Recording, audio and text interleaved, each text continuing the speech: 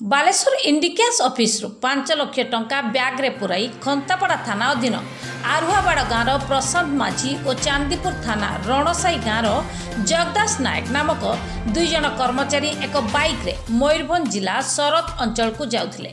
Van खराब होइतिबा जोगु bike रे टंका नै एटीएम रे पुराइबाकू जाउथिबा एई 2 कर्मचारी को भालुका सुनी निकटस्थ 3 कोसिया जंगल रे 3 जन दुर्बृत्त पछाड़ू ब्लू आपाची बाइक रे पहुंची अटकाइबाकू चेष्टा करथिले।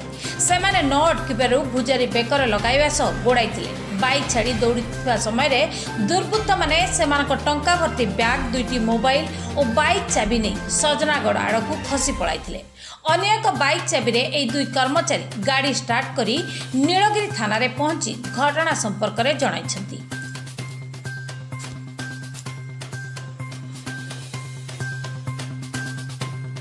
सर टिके कालिका घटना संबंध परिचय मु अशोक कुमार नायक आईआईसी बस्ता पुलिस स्टेशन काली एक्चुअली आमर एसआई पीके पाणी अंडर रे गोटे टीम आमर सोलपटा एरिया रे एक्साइज रेड करूला। एक्साइज रेड करने समय गोटे खबर मिलला कि से मनमोहन महांत बोली लोक अच्छी तार घरे रखिकी बरंडा रखी मद सेल करुच्ची।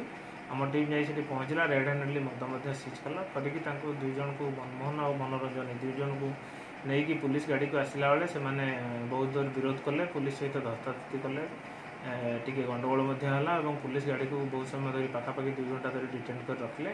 तापर एडिशनल फोर्स मु डेप्यूट कली मुझे स्पॉट को गलापर से 2 जन को अरेस्ट कराई अगेंस्ट गोटे केस आज से कोर्ट चालान कर। सर मद केते जबत मद 100 लिटर ऊर्ध्व मद जबत